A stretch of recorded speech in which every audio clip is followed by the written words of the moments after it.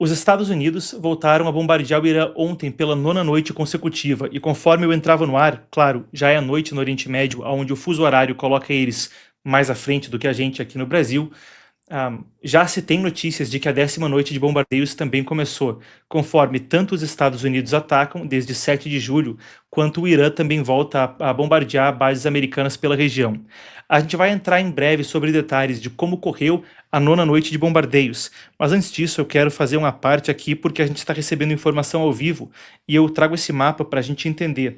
A situação é a seguinte: a gente fala agora de um cenário onde os Houthis, uma organização terrorista apoiada pelo Irã, ali no Iêmen, está bloqueando o Estreito de Bab el-Mandeb para navios da Arábia Saudita, para o escoamento de petróleo da Arábia Saudita.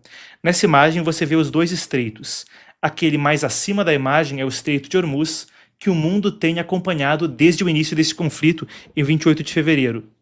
Esse é um gargalo crítico por onde passava, antes do início desse conflito, 1/5 do petróleo global. Claro que isso foi responsável por um impacto grande inflacionário no mundo todo, que também ajuda a explicar o porquê essa guerra chama a atenção do planeta. Afinal de contas, o que acontece ali afeta aqui, e em todo o resto do planeta, o preço do combustível. Agora, um outro impacto, que não é similar em escala, mas também pode ser um grande impacto, se apresenta. Ali no estreito que você vê embaixo da tela, esse é o estreito então de Bab el-Mandeb, que eu citava no início da reportagem. Por ali também passa uma grande quantidade de navios de petróleo, e agora há um bloqueio que foi anunciado por uma organização terrorista chamada Ansar Allah, também conhecida mais popularmente como os Houthis, contra navios da Arábia Saudita transitando com petróleo. Isso é claramente indissociável do que acontece agora na guerra. Afinal de contas, a estratégia do Irã tem sido bloquear a exportação de petróleo, colocar pressão política e econômica sobre os Estados Unidos, econômica pelo preço da gasolina e política, porque com uma economia sendo sempre a protagonista de eleições, Trump enfrenta eleições no Congresso em novembro desse ano. Pode manter ou perder a sua maioria. A pressão política vem também por conta do cenário internacional, com os países do Golfo sendo atacados. Parece que nesse momento, a gente pode manter o mapa na tela, Daniel, por favor, isso é importante. Agora, nesse momento, isso é uma coisa que até intensifica esse cenário. Ali a gente vê o estreito de Bab el-Mandeb, e esse bloqueio anunciado pelos Houthis é indissociável porque, age no mesmo sentido, e 2, vem também em concerto com as atitudes do regime iraniano no seu financiamento de grupos terroristas pela região. No ponto 1, a Arábia Saudita tem procurado escoar o seu petróleo por outras vias, então, por exemplo, usando oleodutos para fazer com que os campos de petróleo, que ficam lá no Golfo, mais à direita e ao norte desse mapa, consigam transitar para que portos lá no Mar Vermelho consigam escoar esse petróleo. Se os Houthis estão fazendo terrorismo no Mar Vermelho, isso acaba por, claro, também afetar o trânsito de petróleo por ali. O segundo ponto e aonde isso se linka, se gruda de forma inextricável do Irã, a forma como esse grupo está ligado com o regime iraniano. Em uma breve retrospectiva histórica, nos idos tempos de 1979, quando houve a Revolução Iraniana, um jovem Qassem Soleimani ascendia através das patentes dentro das Forças Armadas da República Islâmica do Irã. Já junto com a Revolução, ele cresceu para desenvolver a sua Força Quds, um ramo dentro das Forças Armadas do Irã que respondia diretamente aos juristas, aos ayatolás, e era responsável por expandir a Revolução Islâmica, financiando grupos terroristas no exterior. O mais notório, claro, foi o Hezbollah, o maior em termos de escala e também o que mais recebeu apoio iraniano. Outro desses grupos foram os Houthis, ali no Iêmen, esse país ali no sul da Península Arábica. E por ali, nesse país, o Iêmen, se via crescendo essa organização terrorista. Ela também, em concerto com o Hamas, veio a atacar Israel em 2023, assim como fez o Hezbollah. E nesse momento, se age dessa forma, é muito difícil imaginar que não esteja fazendo isso junto ao regime iraniano, para aumentar a pressão nesse momento tão crítico do conflito. E enquanto autoridades do Irã falam que existiria disposição, mesmo que as chances sejam mínimas, de tentar algum tipo de solução pela via diplomática, a coisa parece escalar para um ponto maior e maior no conflito. Enquanto esse ponto, sim, é um agravante do conflito, por outro lado se viu as casualidades americanas crescerem, com 3 militares americanos então no Oriente Médio tendo sido abatidos ao longo desse conflito. A gente fala demais, claro, ao longo de todo o conflito, mas para esclarecer, eu me refiro ao final de semana. 2 no sábado, 1 no domingo, foram confirmados então pelas Forças Armadas Americanas, conforme havia ataques do Irã na Jordânia, Kuwait, Bahrein, uma série de locais onde há infraestrutura militar americana ao longo do final de semana. Isso, claro, vem com um peso muito grande e a gente viu promessas de resposta das autoridades dentro dos Estados Unidos. Essas são as atualizações de último momento que também abrem uma grande margem para se especular o que pode acontecer na sequência. A diplomacia, no momento, parece mais distante pelas declarações das autoridades dos dois lados e pelas ações das autoridades dos dois lados. E conforme isso acontece, ao questionamento como isso pode ser solucionado, se não pela via diplomática, e se isso for voltar a ser uma trocação tão franca quanto foi lá atrás, entre 28 de fevereiro e o meio de abril, bem, essa é uma das alternativas, mas e a possibilidade de invasão terrestre, que também é especulada ao longo das mídias americanas. Com esse resumo, eu quero garantir que a gente esteja atualizado, porque também tem informação entrando mesmo enquanto enquanto estamos aqui. Bem, eu quero trazer algumas das atualizações de última hora, porque a gente também está trazendo ao vivo o que está acontecendo, e conforme houver alguma coisa eu trago aqui, e na sequência eu sigo com mais das últimas 24 horas. Então, acaba de ser publicado uma reportagem pela CBS News, nos Estados Unidos, isso enquanto a gente já estava no ar, coisa que aconteceu, ou logo antes, 17 minutos atrás. A produção me traz o seguinte: cerca de 100 membros das Forças Armadas Americanas foram feridos em ataques iranianos contra bases no Oriente Médio desde o dia 7 de julho, que, lembrando, é quando voltou a haver bombardeios em grande escala nesse conflito. O Sean Parnell, que é o porta-voz do Pentágono, acabou de falar à CBS que 96% deles sofreram ferimentos leves o suficiente para já terem voltado à ativa, falando que a maioria, então, desses ferimentos eram coisa pouca. Parnell também disse que eles estavam determinados a voltar ao combate. Entretanto, claro que isso aumenta o debate quanto à pressão para que haja algum tipo de solução a isso. O pronunciamento do Sean Parnell também reforça o que já havia sido pontuado anteriormente. Conforme eu estava apurando as notícias e apurando a informação para entrar ao vivo agora, havia mais cedo reportagens, por exemplo, no New York Times, falando que centenas de baixas não estariam sendo relatadas, que mais de 400 membros das Forças Armadas Americanas teriam sido feridos ao longo do conflito. E enquanto não tem confirmação disso, pelo menos 96 foi o número citado por um porta-voz do Pentágono. Claro que, para haver precisão, a gente aguarda a confirmação de fontes oficiais para não depender de uma fonte secundária ou uma reportagem de algum veículo com o qual o Pentágono discorde. Bem, isso posto, e garantindo que a gente esteja atualizado, a gente tem, melhor dizendo, a gente tem mais coisas vindo de última hora, então quero trazer essas atualizações e a gente continua na sequência. O Ali Bagher Kani, que é um vice-secretário do Conselho Supremo de Segurança Nacional do Irã, acabou de publicar isso meia hora atrás. Teherã nunca irá abrir mão da alavancagem do poder de barganha do Estreito de Hormuz. Nas palavras dele, aspas, os americanos esperam que ao prolongar a guerra eles consigam extrair concessões de nós nas negociações. E mesmo enquanto a gente conversa, enquanto esse programa está no ar, a gente vê aqui que drones com explosivos foram abatidos perto de uma base aérea no Iraque que contém pessoal americano. E enquanto falamos novamente, mísseis voam sobre o Oriente Médio. A Jordânia acaba de falar que interceptou 3 mísseis lançados do Irã. A Jordânia é um país vizinho de Israel, o que também tem aumentado a tensão ao longo desse conflito. Bem, com isso posto, eu quero prosseguir com vocês. Pessoal que está falando sobre a reportagem de sábado na Venezuela, eu vou responder as perguntas no final do programa e a gente pode falar mais a respeito disso. O documentário que vem sobre Venezuela vai estar sensacional. Eu não sei se o link já está na descrição, mas se não, o Daniel pode colocar no chat ao vivo. O Bernardo te encaminha qualquer coisa, Daniel. Bom, prosseguindo, essas são algumas das atualizações de última hora e conforme houver mais delas, eu também vou ser informado e a gente pode voltar com isso para atualizações. Entretanto, ainda nas últimas 24 horas, tem mais informação que é importante para a gente conseguir ter contexto sobre o crescente conflito. Por enquanto, um cenário escalatório hoje, novo bloqueio no Estreito de Bab el-Mandeb e então a atualização de 3 americanos mortos. Enquanto isso, o Comando Central americano publicou hoje pela manhã a confirmação oficial, então, do que foi a 9ª noite consecutiva de bombardeios ontem, agora a 10ª já acontece.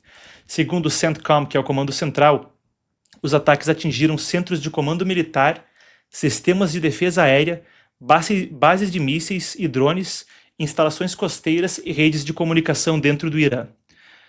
O Comando Central é a parte do exército americano, a parte das forças que é responsável pelo Oriente Médio.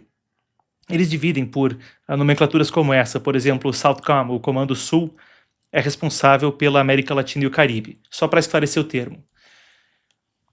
Foi a ofensiva mais intensa, claro, ou foi mais intensificada devido à morte dos 3 militares americanos. Esclarecendo sobre isso, 2 deles morreram em um ataque iraniano na Jordânia e um terceiro, conforme havia a detonação controlada de um drone iraniano que tinha sido abatido no Iraque. São 17 agora os militares americanos mortos ao longo do conflito, desde o início da guerra, na totalidade, tá? Desde fevereiro. A pressão é grande sobre o governo Trump agora, justamente o que a gente falava, para que haja algum tipo de resultado e se defina como prosseguir quanto ao conflito, que parece estar num tipo de zona cinzenta. Afinal de contas, não se sabe se com diplomacia é possível extrair algo, mas no estado atual de coisas, o regime iraniano parece determinado a continuar enquanto puder. E aí, justamente, se abre a especulação, poderia haver uma invasão terrestre, ou poderia algo em maior escala voltar a ocorrer ali no Oriente Médio? A gente tem aqui o próprio Trump falando, antes de embarcar de Washington para Califórnia, ou melhor dizendo, de Washington para Nova York, onde ele acompanhou a final da Copa do Mundo, ali nas Meadowlands, né, em Secaucus Junction, entre Nova Jersey e Nova York, o MetLife Stadium. Bom, o assunto é o Oriente Médio, não a geografia do estádio da Copa. A gente tem aqui o Trump, então, falando a respeito da ofensiva de ontem contra o Irã. Vamos lá.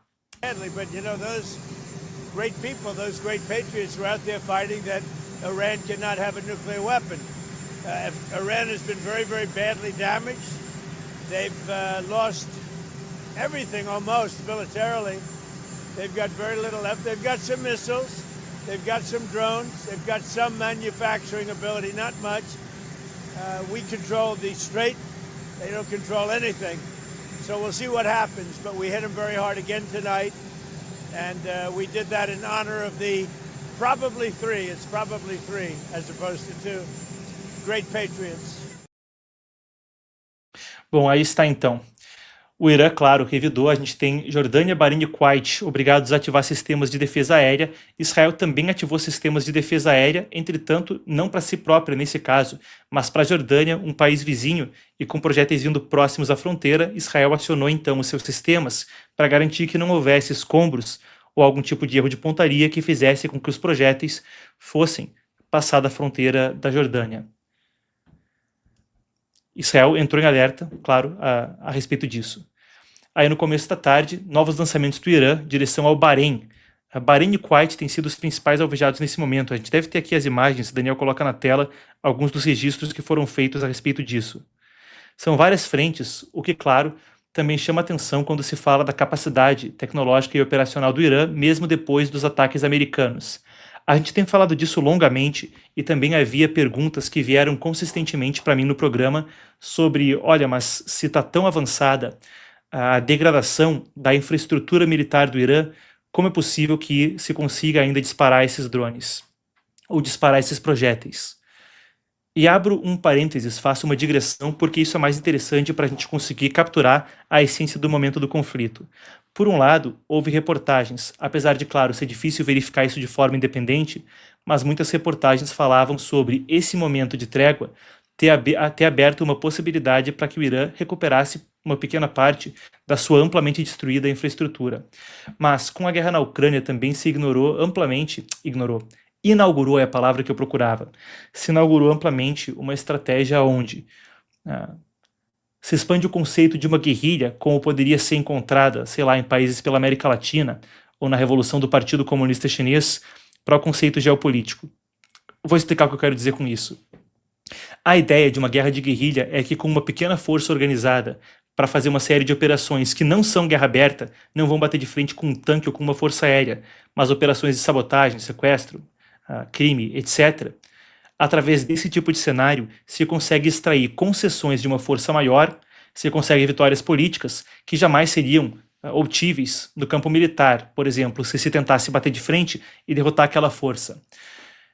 Essa análise sobre guerrilha geopolítica não é uma coisa original minha e se encontra com alguns dos principais intelectuais que discutem o assunto, sei lá, Institute for the Study of War nos Estados Unidos, think tanks de ponta. Mas é um conceito muito interessante. Perceba, se é possível conseguir esse mesmo tipo de cenário, e isso foi muito presente na guerra da Ucrânia, como eu falava, utilizando drones e projéteis de menor capacidade ofensiva do que seria, sei lá, uma grande invasão terrestre, mas também de menor complexidade, de menor custo. Se consegue com drones, com projéteis, com uma pequena escala de operações, extrair concessões grandes no campo político. Como eu disse, extrapolando o que guerras regionais viram antes com guerrilhas para o campo geopolítico, drones e o bloqueio de um estreito, extraindo negociações com a maior potência militar da história, os Estados Unidos, seria um exemplo. Então, mesmo com capacidades amplamente degradadas, isso também nos dá o ferramental para entender o momento do Irã no conflito e como, com uma capacidade ofensiva menor, seria possível extrair o tipo de situação que agora se vê no Oriente Médio. Também havia debate até sobre a capacidade tecnológica em termos de projéteis mais avançados, a saída e reentrada em órbita, mas esse é um debate que ainda segue muito especulativo, é difícil inferir precisamente a capacidade do Irã no momento. Durante os ataques, enquanto isso, ali no Golfo, um navio pegou fogo no Estreito de Hormuz, a UKMTO, que é uma organização do Reino Unido que rastreia o tráfego marítimo, noticiou. E aí a Guarda Revolucionária do Irã disse que atacou navios-tanque na região, petroleiros. Os bombardeios também atingiram um canteiro de obras da próxima usina nuclear de Darkovin, no sudoeste do Irã. O local ainda não tinha material nuclear, tá? Mas fica isso aí no horizonte.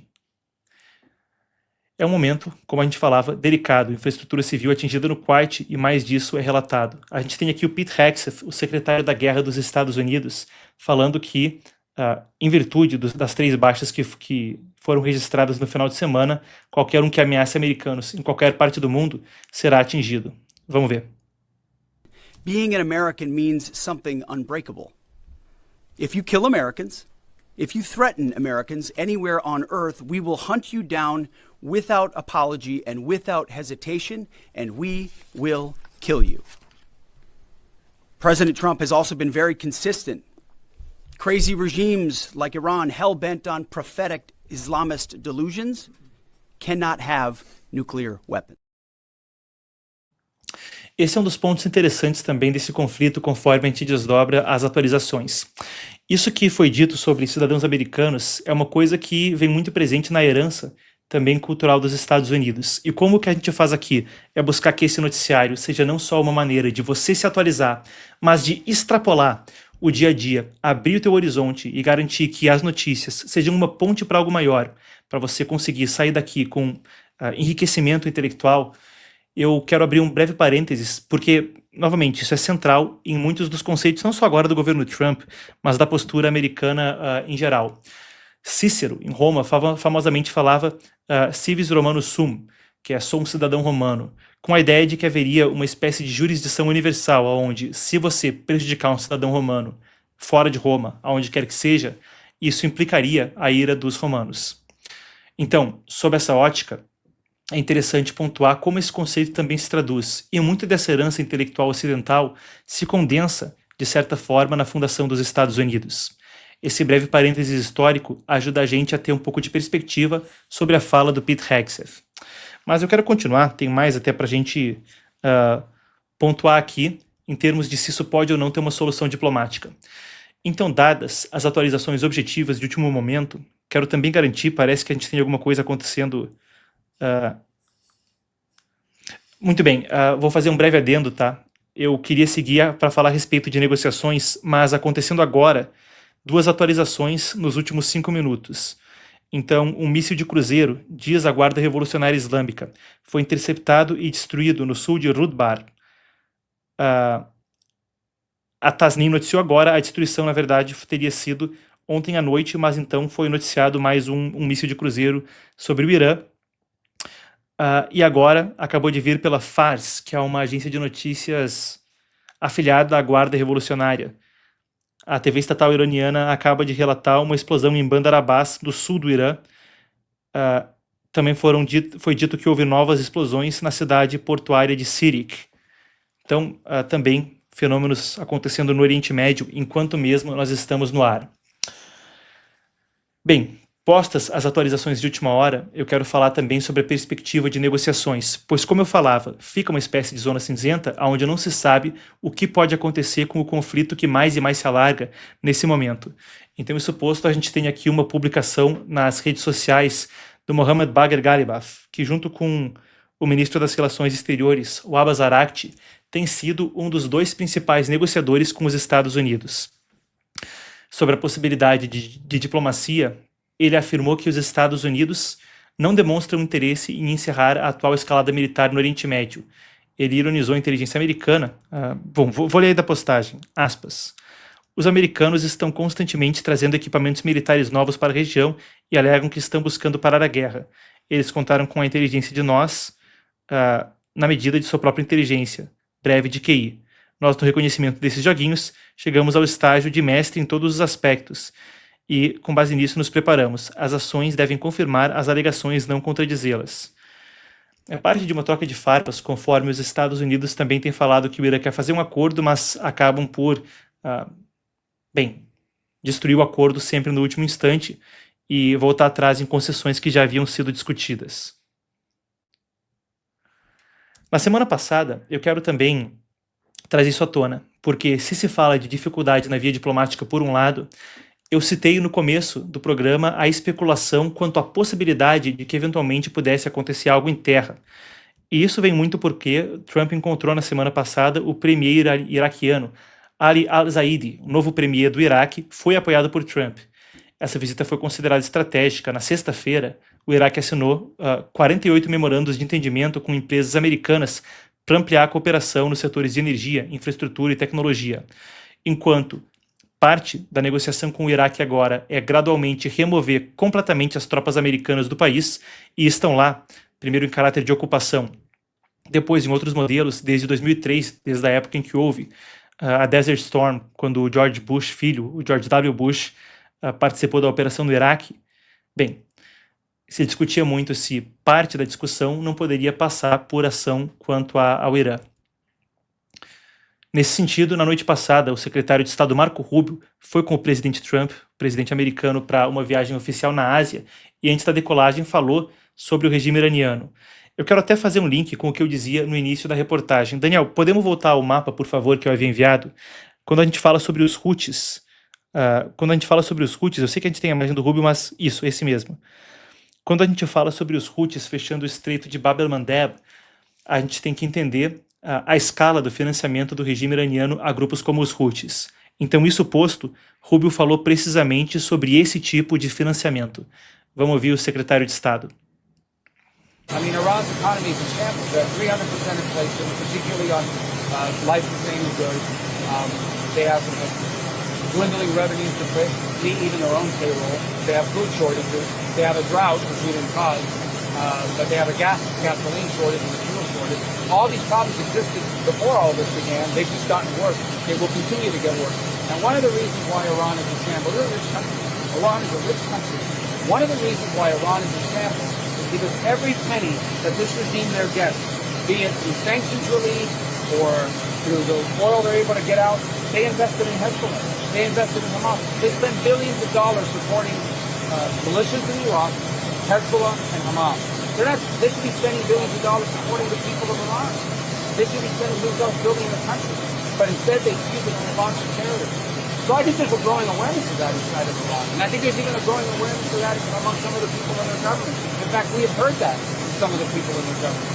But obviously, there's a tension here, and we'll see how that plays out. I can't tell you how it's going to play out. It's up to them. Bom, enquanto isso, uma autoridade iraniana ouvida hoje pela Reuters diz que mediadores internacionais teriam apresentado uma proposta de cessar-fogo de 10 dias. A gente sempre faz a distinção entre o que foi oficialmente confirmado e o que foi relatado por uma fonte secundária, um veículo de notícias com uma fonte anônima, e ainda não tem confirmação oficial dessa proposta. Mas, sobre a possibilidade de negociações, Rubio também se pronunciou. A gente deve ter mais um trecho, Daniel, do secretário de Estado. To be open, free of tolls, free of attack, free of all the things they're doing against these ships. So you can't have an MOU that's alive if they're violating the terms of it. What I will say is that the United States always remains open to a diplomatic solution. We've tried multiple times with Iran, and we'll continue to try. If that door opens, we'll be happy to see it open. But and they continue to send signals that they want to talk, that they want to negotiate. But their behavior is what we're responding to. And their behavior is they're launching missiles and drones against ships, including tonight. Bom, aí estava então Marco Rubio. Bem, posto isso, agora é aguardar para ver. Por enquanto a guerra cresce e aparentemente não se sabe se isso pode desdobrar em um conflito militar ainda maior e tentar ir para algum tipo de tudo ou nada para uma solução via força, ou se a solução diplomática ainda seria possível. A frustração nas negociações parecia ser clara, mas, enquanto isso, os dois bloqueios de petróleo mostrados aí ao lado, se antes pareciam estar em um momento de alívio, onde o petróleo dava sinais de baixa, agora já passou de $4 o galão nos Estados Unidos, segundo reportagens hoje. Voltou a subir. A nova alta volta a dar a dimensão de que, enquanto a gente fala sobre tudo isso, não é apenas um conflito longínquo, mas uma coisa que tem pressão inflacionária de alta de preços diretamente no resto do mundo.